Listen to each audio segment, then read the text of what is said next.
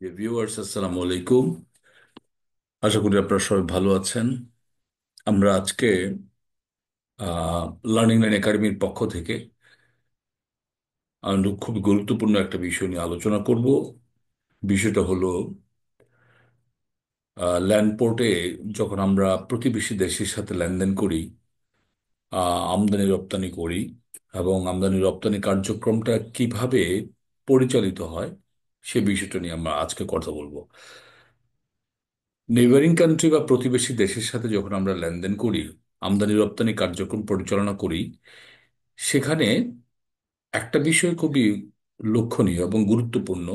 বিষয়টা হলো সেই নেইবারিং কান্ট্রিতে গুডস কিন্তু আগে চলে যায়, কারণ ডকুমেন্ট যায় পরে।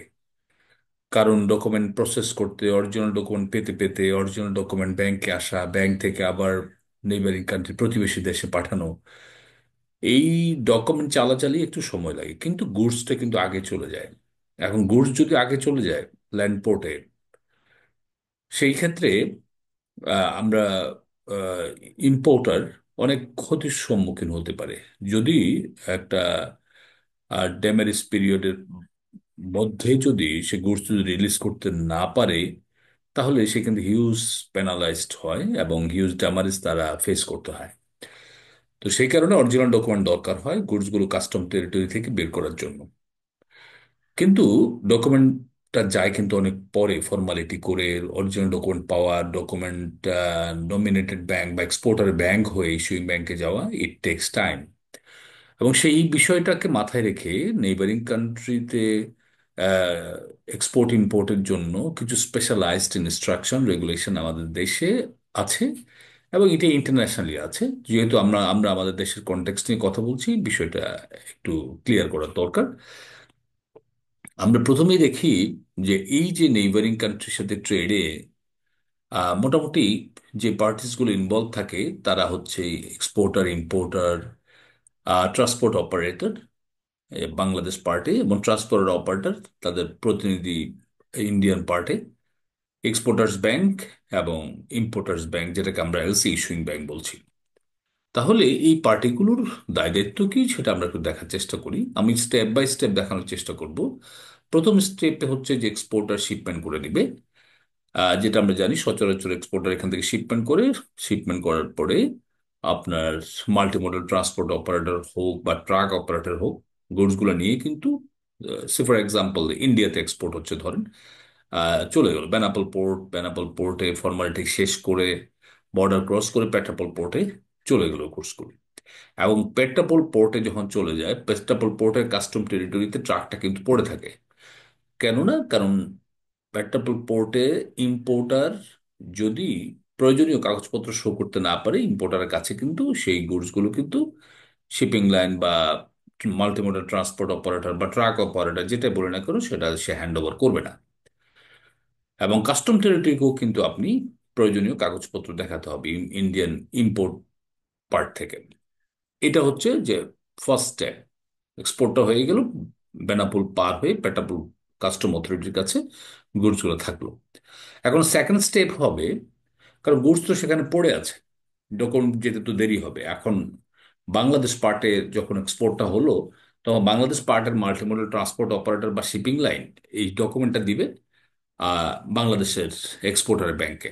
এবং এক্সপোর্টারের ব্যাংক এই এই গুডস এই ডকুমেন্টটা পাঠাতে পাঠাতে সেখানে হয়তো ড্যামারেজ পিরিয়ড শুরু হয়ে যাবে। কিন্তু ডকুমেন্ট পাঠানোর আগে এক্সপোর্টার ব্যাংক, বাংলাদেশের এক্সপোর্টার ব্যাংক শিপিং কোম্পানিকে বলে যে ভাই তুমি তোমার ইন্ডিয়ান কাউন্টার পার্টকে বলো একটা টেলিগ্রাফিক ডেলিভারি অর্ডার ইস্যু করতে। অর্থাৎ অরিজিনাল ডকুমেন্ট আসার আগে যাতে গুডস গুলো বের করতে পারে, একটা টেলিগ্রাফিক বা সুইফট, মানে একটা দ্রুত টেলিগ্রাফিক মাধ্যমে একটা ডেলিভারি অর্ডার ইস্যু করতে, যাতে করে ইম্পোর্টারকে গুডস গুলো দিয়ে দেয়। ইম্পোর্টার প্রয়োজনীয় কাগজপত্র নিয়ে গেলে সেই সে যেন ইন্ডিয়ান ইম্পোর্টারকে গুডস গুলো দিয়ে দেয়। তাহলে এই রিকোয়েস্টটা করছে Bangladeshi exporters bank to the shipping line to issue telegraphic delivery order. এখন সে টেলিগ্রাফিক ডেলিভারি অর্ডার ইস্যু করবে, করার পরে কিন্তু ইম্পোর্টার কাছে তো প্রয়োজনীয় কাগজপত্র থাকতে হবে। এখন পাশাপাশি বাংলাদেশের এই এক্সপোর্টার ব্যাংক যেরকম শিপিং লাইনকে বলবে যে টেলিগ্রাফিক ডেলিভারি অর্ডার ইস্যু করতে। পাশাপাশি শি- আপনার এক্সপোর্টার ব্যাংক, এলসি ইস্যুইং ব্যাংকও কিন্তু একটা ডেলিভারি অর্ডার ইস্যু ইস্যু করবে। বলবে যে তুমি ইম্পোর্টার যদি আসে, তাকে তুমি একটা ডেলিভারি অর্ডার ইস্যু করো। তো ডেলিভারি অর্ডার ইস্যু করার আগে তুমি প্রয়োজনীয় দেনা পাওনা তার থেকে বুঝে নাও, বুঝে নিয়ে তারপরে তুমি ডেলিভারি অর্ডারটা ইস্যু ইস্যু করে দাও। তাহলে থার্ড স্টেপে shipping company delivery order issue করেছে, এবং একটা ডেলিভারি অর্ডার শেয়ার করেছে আপনার এক্সপোর্টার ব্যাংক বাংলাদেশ। এবং সেই এক্সপোর্টারের ব্যাংক এই যে শিপিং লাইন থেকে যে ডেলিভারি অর্ডারটা পেলো, সেটা দিয়ে সে আবার ইন্ডিয়ান কাউন্টার পার্টকে ডেলিভারি অর্ডার ইস্যু করার জন্য রিকোয়েস্ট করলো। এরপরের স্টেপে ইম্পোর্টারের ব্যাংক ডেলিভারি ইস্যু করে, এবং ইম্পোর্টারের কাছ থেকে পেমেন্ট বা তার যে দেনা পাওনা আছে বা ক্রেডিট লাইন যদি থাকে তাকে লোন দিয়ে সেই পেমেন্টটা নিয়ে সে ডেলিভারিটা ইস্যু করলো। এখন এই ডেলিভারি অর্ডারটা নিয়ে ইম্পোর্টার যাবে পেট্টাপোল বন্দরে, বা তার প্রতিনিধি যাবে পেট্টাপোল বন্দরে। যাওয়ার পরে এই বিষয়গুলো কিন্তু ইলেকট্রনিকলি হচ্ছে, এখনো কিন্তু অরিজিনাল ডকুমেন্ট যায়নি। এই বিষয়গুলো সব ইলেকট্রনিকলি হচ্ছে। বাংলাদেশের shipping line telegraphic delivery order issue করলো to the counter part of India, এবং একটা কপি দিল আপনার এক্সপোর্টার ব্যাংকে। এক্সপোর্টার ব্যাংক আবার সুইফটে একটা মেসেজ দিল, সেটাও টেলেক্স বা Swift delivery order to the LC issuing bank বা ইম্পোর্টার্স ব্যাংক। সে সেটার উপর বেসিস করে ইম্পোর্টার সাথে দেনা পাওনা নিয়ে তারপর ডেলিভারি অর্ডার ইস্যু করলো। তাহলে importer, Indian importer LC issuing bank থেকে ডেলিভারি অর্ডার পেল, এবং সেই ডেলিভারি অর্ডার নিয়ে চলে গেল পেট্টাপোল বন্দরে। এদিক থেকে বাংলাদেশের শিপিং লাইন একটা ডেলিভারি অর্ডার ইস্যু করলো, telegraphic delivery order to the Indian counter part. তাহলে ইন্ডিয়ান কাস্টম টেরিটরিতে যে শিপিং লাইন আছে, সে দুটো ইনস্ট্রাকশন পেয়েছে। একটা হচ্ছে বাংলাদেশের শিপিং লাইন থেকে গুডসগুলো দিয়ে দেওয়ার জন্য, আবার এদিক থেকে এক্সপোর্টারের ব্যাংক হয়ে ইম্পোর্টারের ব্যাংকে যে ট্যালেক্স গিয়েছে বা সুইফট মেসেজ গিয়েছে to hand over the delivery order to the importer. এবং ইম্পোর্টার সেই ডেলিভারি অর্ডারটা নিয়ে গেল আপনার শিপিং লাইন ইন পেট্টাপোল বন্দর।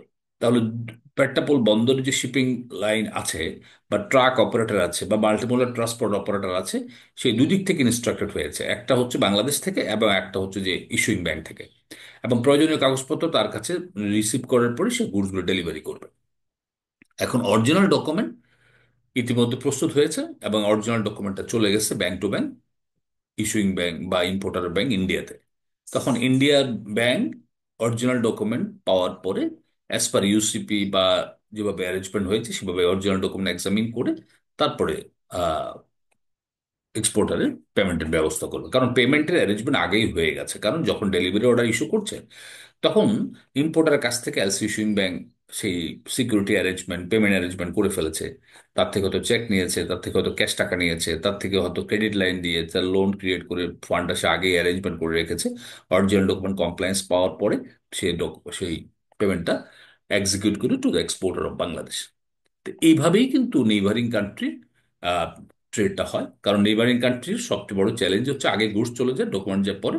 এই যে গুডস যে আগে চলে যায়, ডকুমেন্ট যে পরে, এই অরিজিনাল ডকুমেন্টের অ্যাবসেন্সে টেলিগ্রাফিক ডেলিভারি অর্ডার বা কপি ডকুমেন্টের উপরে শিপিং গ্যারান্টি বলেন বা ডেলিভারি অর্ডার বলেন, সেই সেই অরিজিনাল ডকুমেন্টের অ্যাবসেন্সে সে টেলিগ্রাফিক ডেলিভারি অর্ডারের বেসিসে এই গুডসগুলো কিন্তু রিলিজ হয়। এই ক্ষেত্রে এই জায়গাটায় সিকিউরিটিটা অ্যারেঞ্জমেন্ট এভাবে হয়। তো আমি যেটা বলতে চাই সেটা হচ্ছে যে বর্ডার ট্রেডে দুই সিকিউরিটি অ্যারেঞ্জমেন্টের জন্য ইন্ডিয়ান শিপিং লাইন দুই দিক থেকে ইনস্ট্রাক্টেড হয়, from the Bangladesh part of their principal or agent, এবং আরেক দিক থেকে ইনস্ট্রাক্টেড হয় delivery order issued by the LC issuing bank. তো আশা করি বুঝতে পেরেছেন আপনারা যে বর্ডার ট্রেডটা কিন্তু কিভাবে হয়, এবং নেইবারিং কান্ট্রিতে এক্সপোর্টের ক্ষেত্রে অরিজিনাল ডকুমেন্ট যাওয়ার আগে কিভাবে গুডস রিলিজ হয়, কিভাবে ডেলিভারি অর্ডার ইস্যু হয়। এই বিষয়টা আপনাদের আমি আশা করি বুঝাতে পেরেছি। অন্য কোনো ভিডিওতে আবার দেখা হবে। আজকে এ পর্যন্তই। ভালো থাকবেন। আসসালামু আলাইকুম।